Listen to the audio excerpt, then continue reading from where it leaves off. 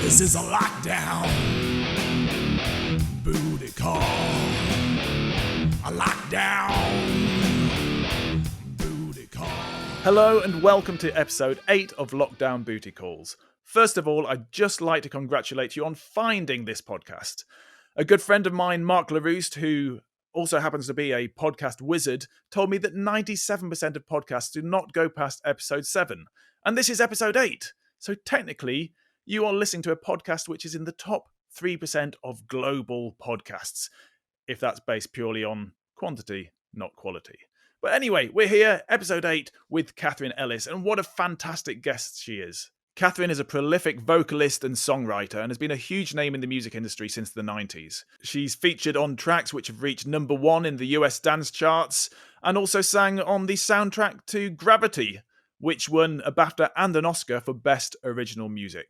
We discussed how she got into the music industry, where she finds inspiration, and also chatted about some of the fantastic projects she's been involved with during lockdown. This is episode 8 of Lockdown Booty Calls with Katherine Ellis. Katherine, welcome to Lockdown Booty Calls. It is a pleasure to see you. Thanks for coming on the podcast. How are you doing today? I'm good, thank you. Pleasure to see you too. Now, although I do have lighting envy. But hopefully the content will make up for the tech side of things. Let's hope so. Fingers crossed. Now, before we actually get into the nitty-gritty of the podcast, I do have a question which has been on my mind since I spoke to your other half, the other side of the power couple that is Max Ellis a few episodes ago. And you brought him some caviar bellinis, I think. I'm just wondering what's on the menu today. Any sort of poached swan or anything like that, or anything exciting? There ought to be, but, Max has actually gone out. He did get me. He did get me a glass of water. So okay. There you go. Oh, so it's the thought that counts, though, isn't it? Even if that thought is. I mean, to be fair, Max, thoughtful. I think pretty much every day for the last almost 22 years, Max has made me a cappuccino, which he's hand ground. Wow. Yeah. He'd been out and harvested the beans himself. Well, no, he hasn't. We haven't grown and harvested the beans, but the coffee plantations of Teddington. My late mother and my father, when they were married, before I was born, bought a hand coffee grinder in Amsterdam, and this was on my mother's wall for years, and she never used it. And one day I said, "Can I have that?" She said, "Yes." So we've had it. It's just sort of. It's got a hole in it and it's kind of, but I just love it. It's just really old and they bought it in like 1963 or something. So every day Max grinds the coffee and makes me a cappuccino. And since the lockdown, we've been having coffee together on the roof terrace, which we haven't really done because we're so busy all the time. So that's been really nice. So very pleasant. And wake up every morning with a little frothy taste of history to start the day. No, this is mid-morning coffee. Mid-morning. Oh, I do apologise. 11s. You've got to do things properly, haven't you? What would you normally be doing? You've already mentioned lockdown. What would you normally be doing if we didn't have these lockdown restrictions? What, work-wise or just generally? I know it's quite strange. I know you're a very busy person and you tour, you record, you're always on the go, and that's been halted somewhat. What would your normal June be looking like? So I have a studio at home. I've been recording my vocals at home for 20 years. So a lot of the vocals on the records that you hear are actually recorded by me. I'm what's known as a top line writer, which is the melody and the lyrics. So I write for dance music mainly. So I'm still doing that and producing new music. I'm also doing some session work from home, which is great, because a lot of my singing friends don't record themselves and they just work live, or maybe they're backing singers. So it was like they just had nothing. But I was very grateful that, whilst the live income is a large part of my income, I do also earn money from songwriting royalties, from session work and advances on records and royalties from records that I've had out. So not a complete disaster, but I have ramped up that side of things by doing a bit of PR, and I've got a button on my website that goes to session work now, and I've been writing to I've actually written to everyone who's ever employed me as a session singer and told them that I can record at home. And it's nice because people have been writing back and saying, oh, it's really nice to hear from you. Thank you for letting me know. I didn't know that. You know, you can't assume people know what you can do. So I'm still doing that. And I'm really into my walking. I got a Fitbit some years ago. So I'm quite keen on doing the 10,000 steps a day. And most days I do manage that. So I've still been doing that. But I now pretty much just walk around the Victorian Cemetery at the end of the road because the park is just full of people jogging and walking their dogs and riding bikes. It's just mayhem. Yeah. And I love the cemetery. I've always gone there a lot. It's somewhere I go to learn songs and whatever. So I'm still doing that. Obviously, the main thing, apart from not seeing friends and family, is that I'm not doing gigs. So I travel internationally. And this year because I had a hit in the 90s with the Rough Drivers, well, we had 4 hits, but the biggest one was Dreaming, which was in Spanish. And the 90s are all the rage. I was booked for all these 90s festivals up and down the country. I was going to Spain for 3 festivals over there. So all that has been, cancelled, postponed, don't know, so literally I was booked up till December. So a year's worth of work just overnight, Yeah, I know the feeling. And hopefully that's put on hold and will be rearranged, but it's still frustrating. And I know June especially is a busy time of year for you because I know you've got a huge following in the Pride community, being Pride Month in the UK. Month. Yeah, and all the Prides. Yeah, I was booked for lots of Prides, and as I usually am, which is really lovely to be supported by the gay community for such a long time. But I'm doing a lot of online performances for people, I'm not being paid for them, just to sort of keep, hello. Be present. And just give something back as well. Because I think, a lot of people, I feel very lucky. So I'm in a happy marriage. I've got my children here. We've got a spacious house. We've got lovely outside spaces. I do have other ways to make money, but I know that there are a lot of people who, are alone, who just are really struggling. And I think a lot of, my gay following live alone, and I just think it's, I'll do what I can to sort of keep people's spirits up and let them know that they're not forgotten just because we can't go out, just because we can't do Pride, we can't go to gigs. It doesn't mean we're not all still here. We're not all here for each other. Yeah, I'd love to talk about your charity work in more depth a bit later on in this podcast. But first, I'd like to take us back to your route into singing professionally and how you found yourself, your journey into a career in music. 'Cause I know you started recording professionally when you were very young.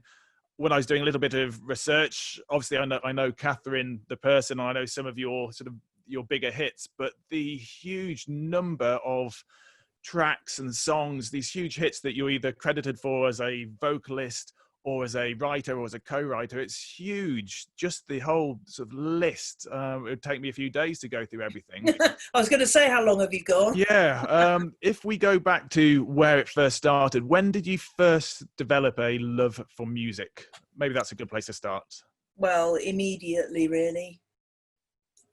My mother said, dearly departed mother, who actually died 3 years ago. She had a love of the theatre. She'd been to RADA, Royal Academy for Dramatic Art, and so did her sister. Their mother was an incredible violinist and played the piano, and her father also played the piano. And I can remember they had a Steinway grand in their house in Ruislip, and they would sit and play classical duets together. And, the whole side of my mother's family are all musical. They play instruments, they act, and so it was just always kind of around. And my mum was always really into popular music, so we always had music on. she had a little Roberts radio. We'd always listen to the countdown, the top 40 on a Sunday between 5 and 7, sometimes in the back of the car if we were off in the Morris Minor or whatever. And so it was just always a big sort of something that I loved, that I was exposed to. And my mother, she wasn't a gushing person. She would be, oh, you're so fantastic. But she didn't sort of slag you off either. So you were sort of left to just get on with it and kind of be who you were. We had a nice big garden. We had dogs growing up. So I think I was just free to sing and dance around. She said that at 18 months I was singing and dancing for people. But apparently if anybody laughed, I'd be really hurt, you know, and wouldn't do it. So it was obviously something that I took very seriously even then. So I can remember at 5 singing, the feeling of singing and just how it made me feel. But it didn't, I wanted to act because my mum had been an actress, and that's what I thought I wanted to do. And I suppose I do act in some ways, but to be an actual actress. But then when I was about 14, although I'd always sung along to everything, and I think my voice developed in the way that a man's voice drops. I think a woman's voice does mature in a similar way. And I started singing at school, and I had a friend called Sarah who just kind of was quite a pushy girl, and she was like, you're really good, right, meet me in the locker rooms at 12, I'm getting some people. And she was sort of like a manager, and she used to bring other friends to the changing room where the acoustics were good, and I used to sing Blondie and Janice Ian and the Police and Meatloaf and things to them. Did you take 15% commission on those changing room gigs? Should have done. Yeah, if you're listening now, Sarah, don't come for your creamage, because nothing was signed. So I think that was when my ambition changed to music, and I became conscious that I had a voice that people wanted to hear, and that I enjoyed that feeling of them enjoying what I was doing. So, but it then took so I was in local bands and what have you, and it took another 5 years, probably till I was 19 or 20, for it to crystallize into action, into an actual plan. And when you were singing, when you were sort of 14, 15 years old, was this, you already mentioned Blondie, was this more pop sort of pop music that you were singing? Or were you, in the bands, were you doing your own stuff? Was it a variety of different genres? Yeah, variety. I mean, I think pivotal things that inspired me when I was young, my friend Simone, her mum, lent me 3 albums. And who knows how things could have been different had there been 3 different albums. But these were the albums that she lent me. Helen Reddy's greatest hits, which included the song I'm Woman, and I don't know how to love him, all those sort of epic kind of emotional show songs. Meatloaf's Bat Out of Hell, of course, Paradise by the Dashboard Light, and Bat Out of Hell and whatever, classic album. And Janice Ian, Between the Lines. As Janice Ian is sort of African-American, light-skinned, but African-American, New York. No, actually, okay, cut. She's Jewish. I think she's a mixture of all sorts of things. Anyway, she's like an amazing songwriter, if you haven't heard of her. And each song is a complete story that just conjures up so much. I don't know if you know the song At 17. That's probably her most famous song. No, I don't. I've made some notes because I learned the truth at 17, that love was made for beauty queens. You must know that. Yes, I definitely do know that. So I really got into this album, and I learned every word of every song. And I used to sing these songs from these albums on the bus. That's how it started.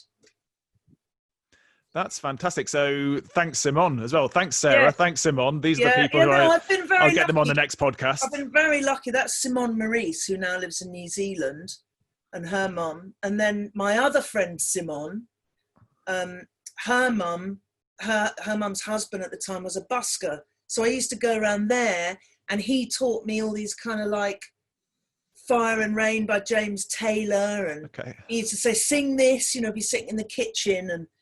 And then there was a couple that owned an off license. And I used to go in there and on my own after school and sing to them. And they were really supportive. They'd be like, oh, you're so good, you know, oh, you should learn this, you know. And so I was really kind of extrovert and just sort of talking about it and thinking about it. And I suppose, you know, and I was lucky that there were adults around who really nurtured that talent and helped me. So you've got the passion from a very, very early age, since you Yeah. were, well, you were singing since before you were walking, by the sounds of things. You've got the inspiration, the variety of different records you're listening to, and obviously people giving you the confidence, telling you that you have the ability and the talent to do it. How did the transition then look from being a great singer and singing to people to then actually being a professional singer and turning it into something that you do for a living? So I had a landlord, Don McMurray, who was a jazz drummer, and my mum ended up dating him. And he was into trad jazz as a player. So we used to go to these pub lunches and, you know, listen to Don, and he's brilliant. And he gave me some cassettes. This is how long ago it was. Wow. Of Billie Holiday, Mildred Bailey, Lee Wiley, all these sort of incredible early jazz singers. And I just absolutely lapped it up. And that started a lifelong love of jazz, blues, soul. You know, I mean, I really don't have a favorite type of music. So I then there's a brilliant record shop in Brighton that's called The Record Album. So I grew up in Brighton, and this old guy, who's only just recently retired and passed the shop on to people who are keeping the same ethos. It's a brilliant shop near the station. And I used to just go in and buy an album because of a song, because I wanted to learn all the different versions of a particular song, whether it was Lover Man or Autumn Leaves. And I'd talk to this old man and he'd play me things, and so he was brilliant. And then I had a boyfriend called Pete, who was a piano player, and we had a band. I mean, this is shortening the story, but by this time I was sort of 19, I was in various bands, and one of them was with this guy Pete, who became my boyfriend. And Pete and I formed a duo, and we just learnt all the songs that we loved. So it was the jazz I'd been listening to, things like Walk On By, soul, you know, pop things, just whatever we liked really. And we had a card made. We called ourselves the Mood Index. And then my mum gave me some money and I bought a PA. And we just went round Brighton and we looked for wine bars and pubs that had a piano. And then we'd take our PA down there, and we had sort of 3, 4, 5 gigs a week. And that supported our bands that we were trying to get off the ground. So that's really when I look at turning professional, because that's when I started earning money. And through doing those gigs in pubs and restaurants, we were then asked to do gigs with our band for people's parties, or as a duo for parties. And also we were offered session work. And Brighton's quite a small place, so you got known quite easily. And then we got to collaborate with other people. And that sort of went on till I was about 24. And I kept saying to the guys, you know, we need to go to London. And they were quite laid back South Africans, half the band, who were stoned most of the time. They were like, no, man, it's going to come to us. I was thinking, it really isn't. 2 of them, 2 brothers, were mad surfers and skateboarders and real super health freaks. And the other 2 were stoners. This was in the 80s. So, you know, you'd spend loads of time rehearsing. Luckily, the South Africans, the stoned ones, we rehearsed in their basement, which was really good. So we didn't have that cost. But and they didn't have too far to travel, presumably, if they were stoned the whole time. So, we'll just go downstairs and exactly. make some music. I don't think they'd probably been in the band if they hadn't had a rehearsal studio. But anyway, you know, we wrote lots of songs. Then we all clubbed together and we paid local studios to make demos for us. Then you'd put them all on cassettes. Then you'd try and get some contacts. Then you'd post them to London, which pre-internet and pre-anybody having a mobile phone just seemed so far away, and was. another world. It wasn't like it is today, where I work with people on the other side of the world. Like at the moment, I'm collaborating with some Brazilians. I've never met them. I've made one record with them already. I'm doing another record with them. I've only spoken to the guy once because he wanted to sing a melody to me on Zoom, and this is the difference. Then, being in Brighton, I just thought it's not going to happen. Yeah, it'd be slightly different if you had to post a cassette to so then you'd post a cassette, then you'd get a meeting.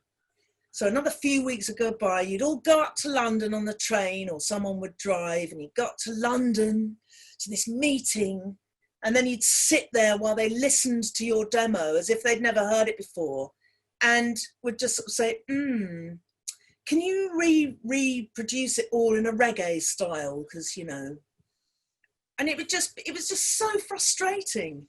And I said to them, we've got to go, none of us have got kids, we've got no ties. If we really want to do this, we've got to go. We've got to go up there. And in the end, I thought, fuck this. So I went on my own. I left one night, literally one night, with 20 quid.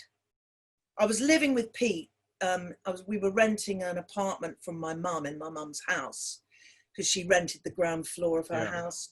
And long story short, I just reached a point where I thought, if I don't do this, I can't, no one's listening to me. If I'm going to do this, I've got to do it. And I can't worry about anybody else. And so I rang Simon, not Simon with the mum who lent me the records, Simon with the stepdad who was the busker. I said, Simon, I'll give you my leather skirt suit, which she really liked and used to borrow, if you clear out my flat for me, because I'm leaving tonight.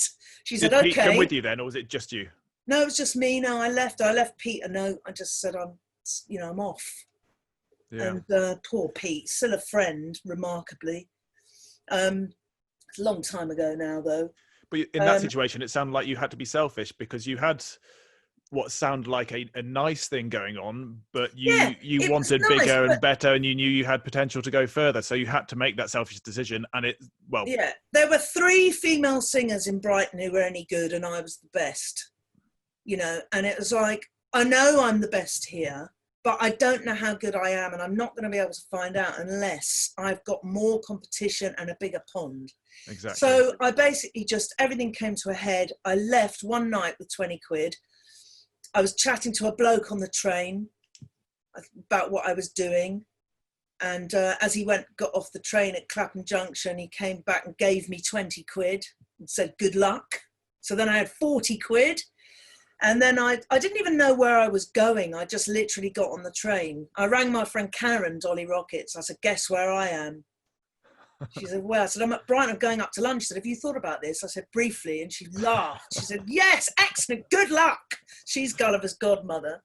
So off I went, and I rang I rang my sister who was living in Clapham. I stayed with her for 3 nights. Then I got in touch with my friend Sarah Ratty, who I'd met at the South African's house years before, and who's Zebedee's godmother. And I went to stay with her in Camberwell, and she said, I've got a friend, Frank, that's somebody met, this other friend of ours met at a festival, and he's working for Shell Oil, and he's got this luxury apartment in Victoria, and he's looking for flatmates, and he doesn't want any money. I was like, sounds perfect. So we went swimming in the Shell Oil pool, and Frank and I got on, and he said, yes, move in. So me and this other guy moved in.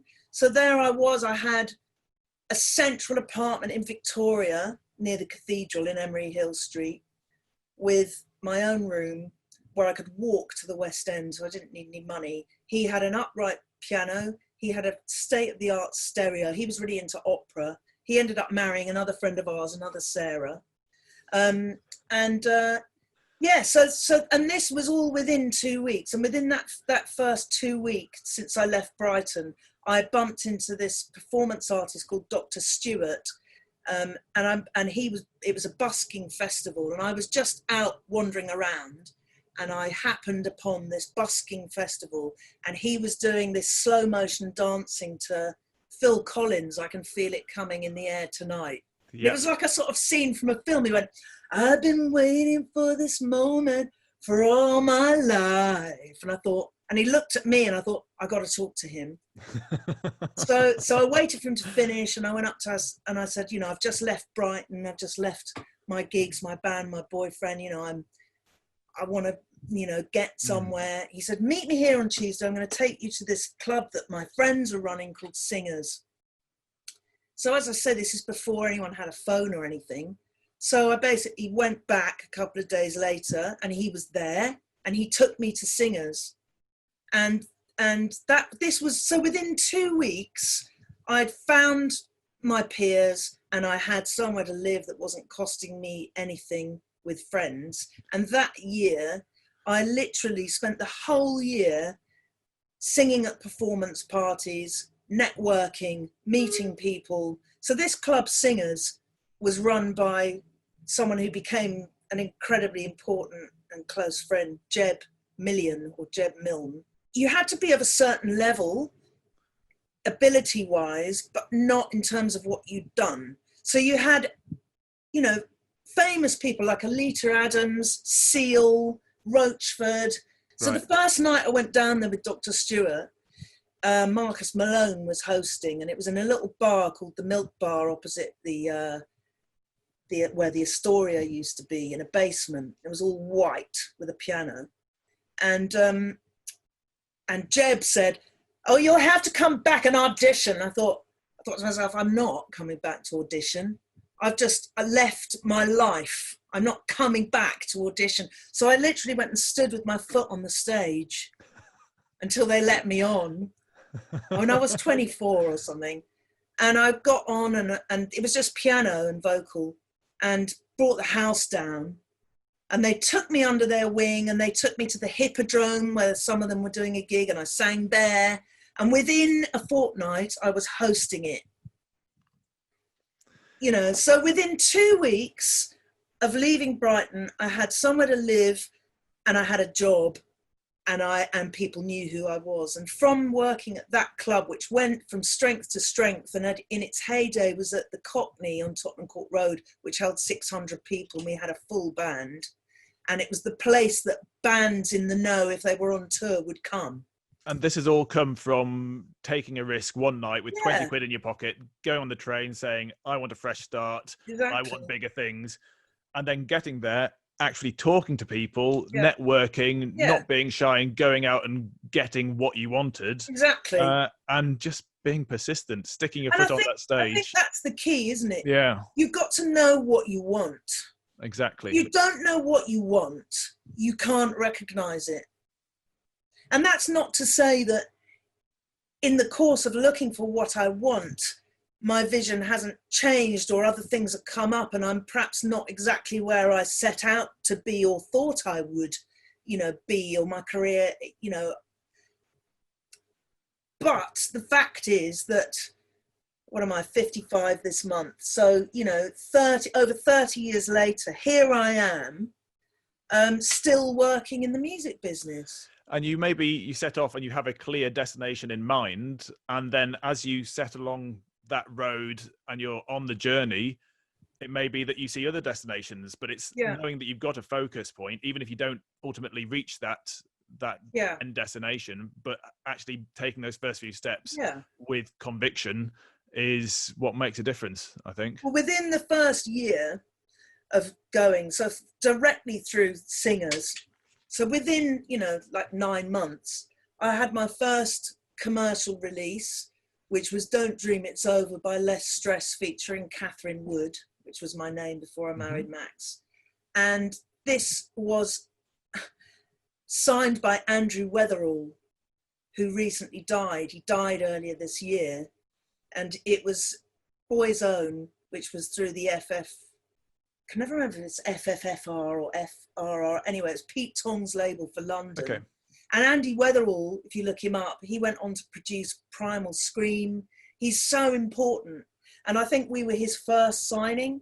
And then he had a band called the Boca Juniors, so I recorded for them, and that's 30 years ago. But because I did this Less Stress, Don't Dream It's Over, we had a video, and it was on MTV with a one of the top records on BFBS, Armed Forces Radio, and it's a Crowded House song, but we did a sort of dub version of it, and it had a rapper. I'm still really proud of the record, and it was actually my idea to cover that song. And so then I was being recognised on the bus, you know, and I think we got £5,000. There were 5 of us. We all got £1,000 each, which was like, couldn't believe that someone was giving me £1,000 to sing a song, you know.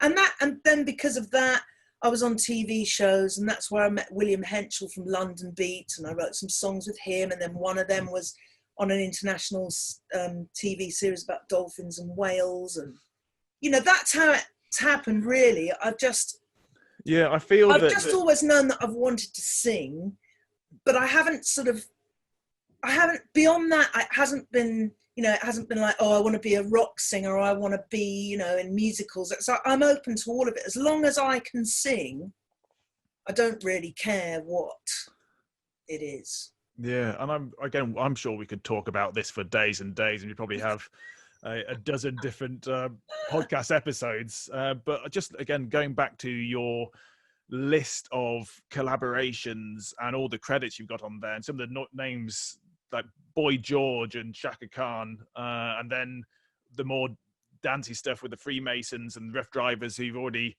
mentioned, such a variety. Were there any sort of big pivotal moments once you were a bit more established as a singer and you're a bit more known, any sort of huge moments which really influenced?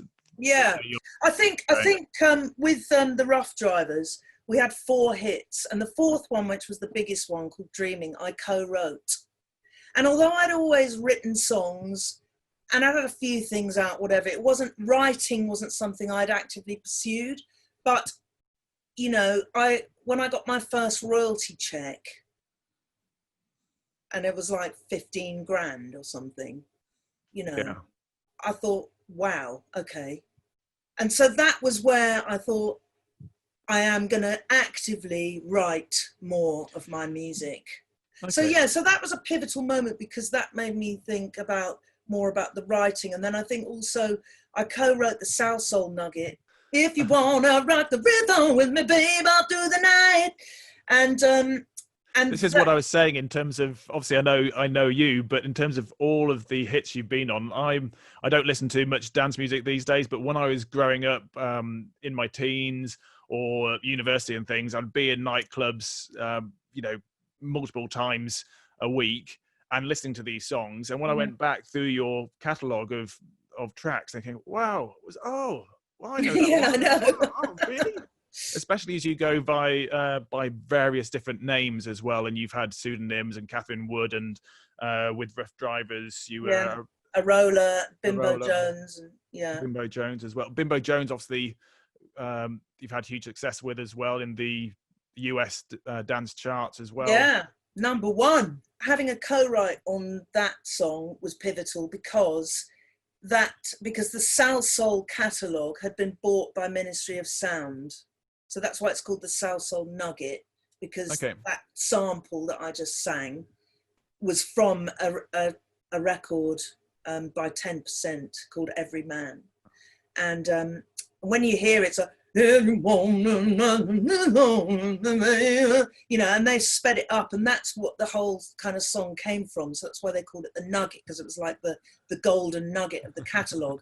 And Ministry was sort of quite keen to own all of it. Yeah. And so I was then offered a publishing deal by Ministry of Sound. And that was amazing, because I had a fantastic A&R man called Mike Sefton, who was so proactive and just had me writing for anyone and everyone. So I wrote like 100 songs a year, you know, top lines. You'd send them off. Sometimes you wouldn't hear anything back. Sometimes they'd be hits, you know, but I always recycle them. If people don't want them or want to use them, I'll keep them and give them to someone else. And you never know quite when the right combination of just because something's, I think that's important. Just because something's rejected by one person doesn't mean it's not good. like When You Touch Me, which is one of my biggest hits with the Freemasons. Mm-hmm. I wrote that for someone else and they really liked it, but there was a set of circumstances that didn't come together, so it didn't come out. And I have a contract that if I write you a top line and you don't use it, then it reverts back to me 100%.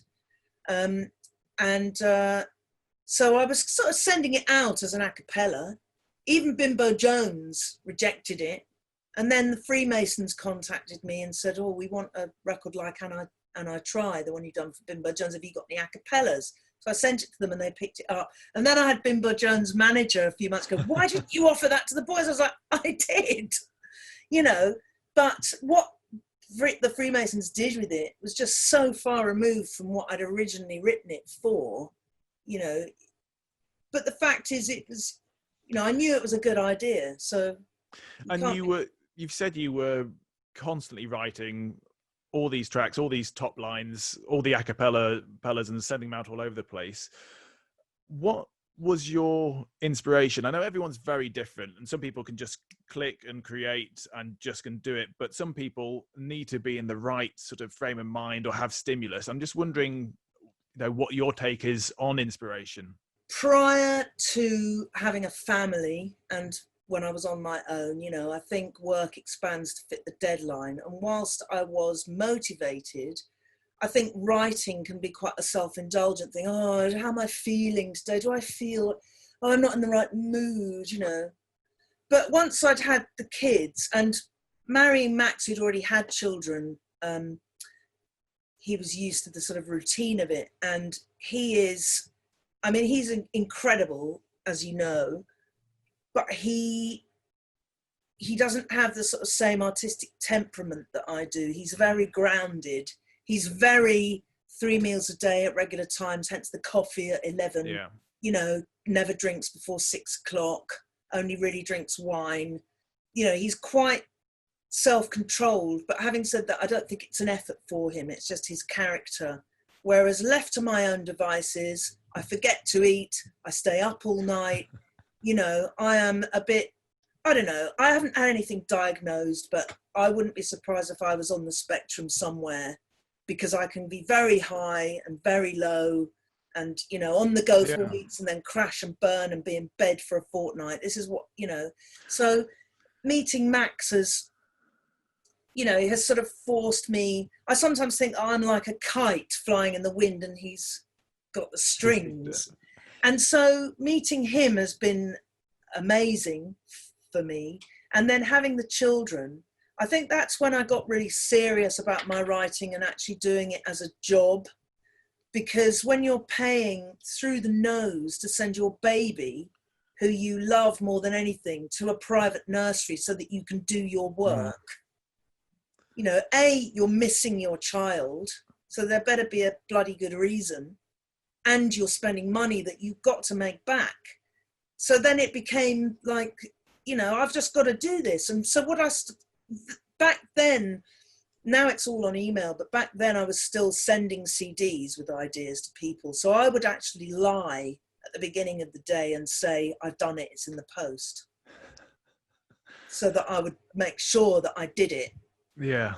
And so I just think it's just a question of, you just got to get on with it. And yes, there are some days when I don't feel like writing, but I suppose my work, there's quite a lot of elements to my work. So there's always something I can do. If I don't feel up to writing or I've got a cough, like for example, yesterday I put my back out and I was in agony, but I still, Gulliver came upstairs and I had a rehearsal with him. I spent half an hour practicing the ukulele. I spent an hour listening to an album that I needed to listen to that I hadn't had time to do. You know, I did some reading. So I emailed people. So I think, you know, it's your work, isn't it? It's all. And it's still very productive. It's just because you may have a to-do list, and just because for whatever reason, whether it's physical state or mental state or other factors, just because you can't tick off that to-do list, it doesn't mean you can't be productive in other areas. Exactly. And actually that variety and change can be really beneficial. And I know before we actually started recording, we were chatting about chaos and looking at your backdrop and very similar to my desk. And I know my partner, who is a lot more regimented, I think, likes a lot more order and structure. She sees my desk and think, oh, how can you work like this? It's a pigsty, it's everything. How do you find anything? But I know exactly where everything is. And that chaos really fuels my creativity, because I can pick out the little bits of little gems within that chaos, which, unless you have that sort of mindset, that sort of understanding, you wouldn't really know what it's about. And but I don't know about you. I have I'm really into lists and filing. So, it may look chaotic to an outsider, but I tell you, I think there's very few people more organized than me when it comes to, even if it doesn't look like it, I use iCal, and I have color coded my life into categories. So I know exactly what I'm supposed to be doing and when and what, so I've got, like, my work is in different colors, whether it's gigs, what I'm working on, or anyway. And then the family and the children have got a color each. Max's work has got a different color, and I do have a to-do list that is up, that I look at every single day, and it's in order of priority. And I also have my incredible friend Stuart Eldridge, who is my sort of manager stroke personal assistant, and has been for about 12 years. So he's amazing. He deals with all my contracts and sort of is a go-between for me with people that I work with. And, so I've got someone to kind of talk it all through with. He knows everything that's going on. I have got a really good structure. It's not just me doing it all on my own. I'm collaborating with a lot of people every day. I suppose it's probably giving me a kick at the arse to get a bit more structure into my life.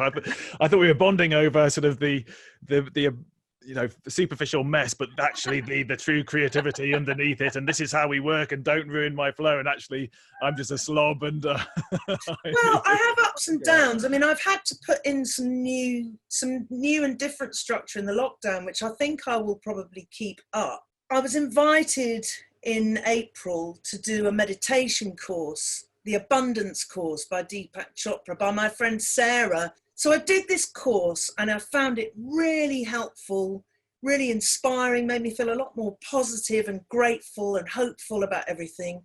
So having finished the course, I thought, okay, I want to keep this going. So I've now committed to spending 15 minutes a day minimum, hopefully in the morning if I can. I haven't done it yet today, but I will.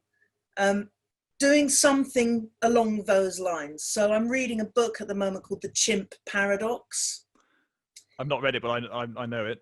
And I've just finished reading Fuck It, Accept Life Just As It Is.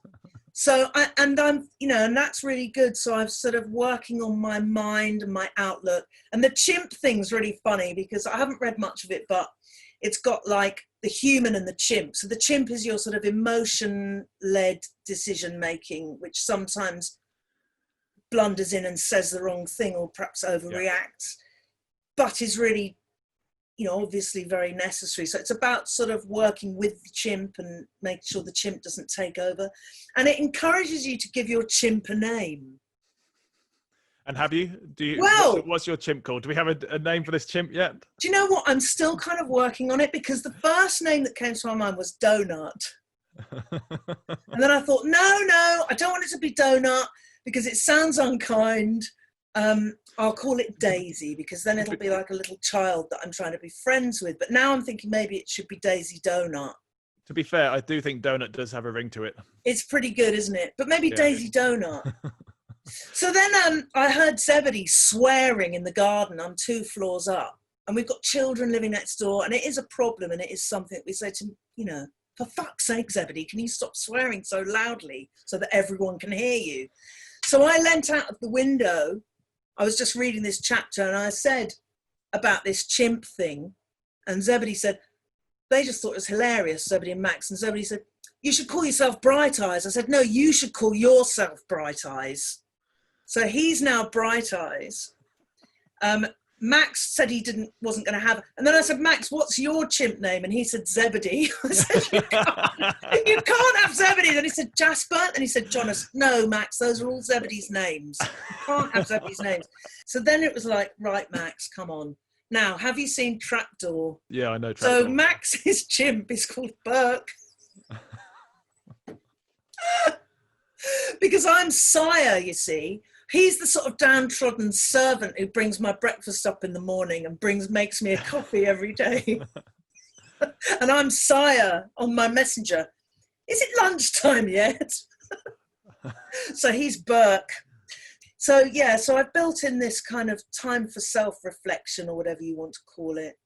And I'm also learning the ukulele. I'm just doing 20 minutes a day because it's something that I've wanted to do for years. It's been hanging on the wall, you know, for 3 years. I haven't touched it. So I thought, right, I am going to do 20 minutes a day of this. I'm not going to, you know, bother about what I think. So the thoughts I might have that would put me off are, what's the point of doing this? You're crap, your fingers hurt, you'll never be able to do bar chords. What's the point? You know, I just ignore all that. I think, well, I don't know why I'm doing it. I'm just doing it for 20 minutes a day. And as the days go by, doing E minor is a bit easier.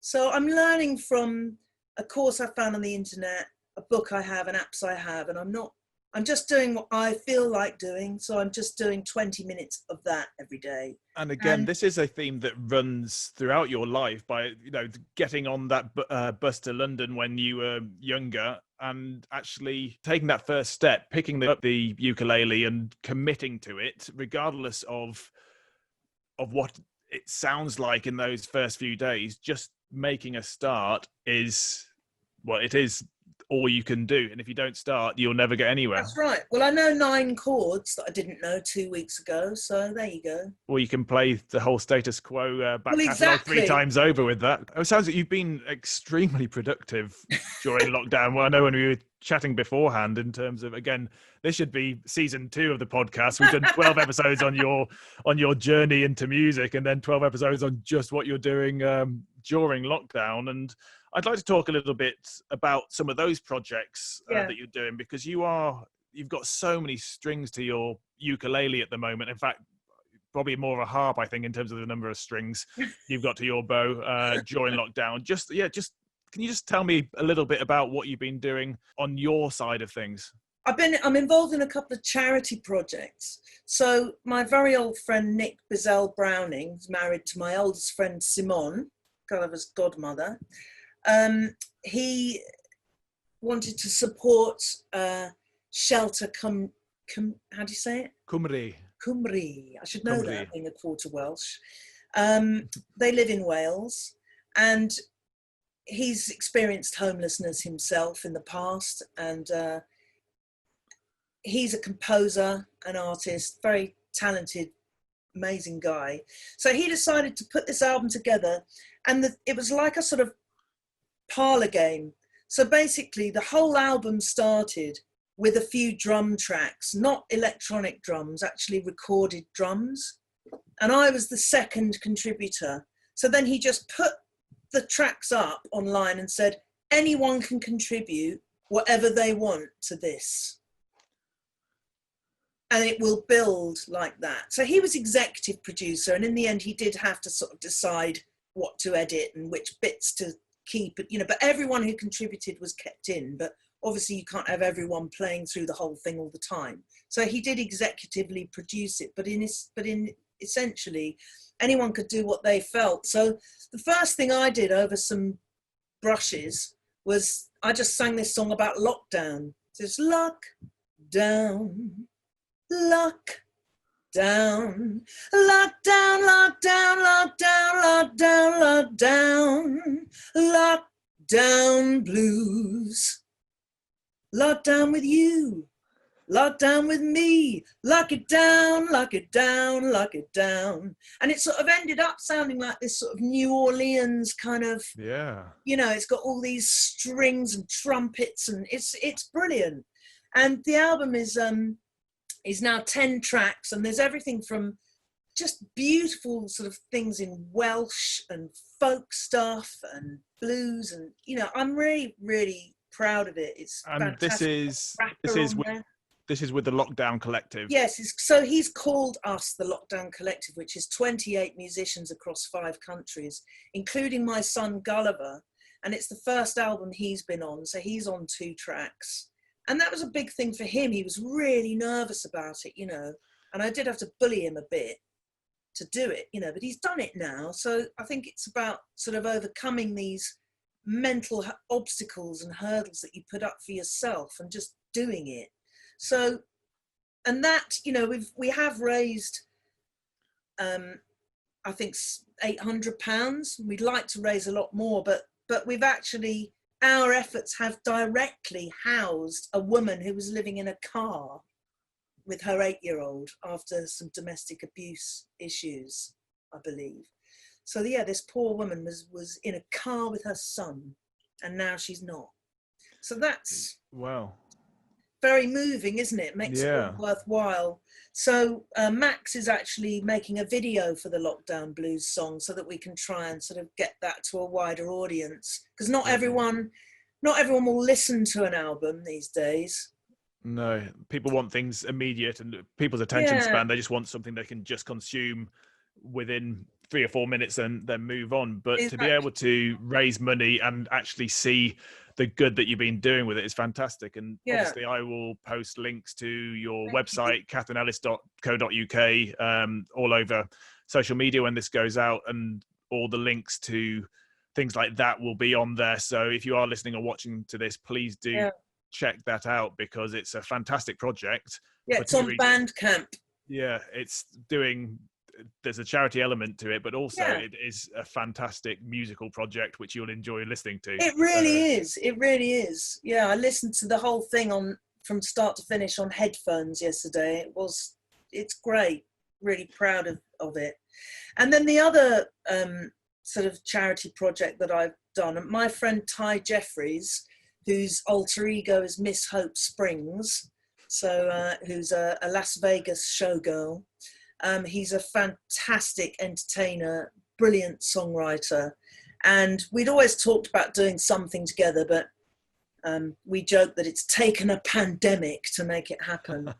So he had this lovely song called A Little Bit of Hope, and I've sung it, and Max has made a video which Ty has sort of added to. So, and we have decided to support a charity called Mind Out, which is an LGBTQ mental health charity based in Brighton and Hove. And it's rather nice because Ty lives in Brighton now, and about 10 years ago had some problems himself, and Mind Out actually helped, really helped him get on his feet. And as you said earlier, I'm lucky enough to have a large LGBTQ following worldwide for my music, and do a lot of pride events and what have you. So, we thought this was a fitting charity for us. And it's not too big. It's, it's quite small, but they're doing such good work, these people. They're only a small charity, but they really are making a big difference in their community. So those are my sort of charity endeavors. Fantastic. I feel we are very close to the end of this podcast, and I feel we haven't even scratched the surface of the tip of the iceberg in terms of what we could go into. Because I've seen, people who've listened to the episode with Max will know what a fantastically quirky, interesting, creative household the Ellis household is. And I know you collaborate a lot with him. He produces videos. You've been producing videos. He's actually produced a range of merchandising for me now. Yes, the merch bedspreads. Get a Katherine Ellis bedspread. I'm quite keen on the shower curtain myself. I might have to do a psycho like. Yeah, you could have Katherine Ellis in the shower with you during lockdown. That'll put a smile on your face. So please, you have to check out links to that. You could drink a cup of tea out of a Katherine Ellis mug at the same time. You can actually get a Katherine Ellis masks. But presumably that then hinders the tea drinking ability. Well, yeah. That's for when you go out after you finish. Okay, so there's a huge range of merchandise, but you have to select which combination you have. You can get me on literally anything. It's a fantastic site called Redbubble. So basically, you upload the artwork and they manufacture whatever somebody says they want it on. Yeah, you don't have to order 500 units to make it worthwhile. So I did it last week, and I think I've sold about 5 mugs, 2 T-shirts, and a load of stickers. It's a start, isn't it? Well, it's just nice Christmas to have. presents. I've joined this other thing where I can do a celebrity message. So I've done a couple of them as well. 25 quid. I'll sing you happy birthday.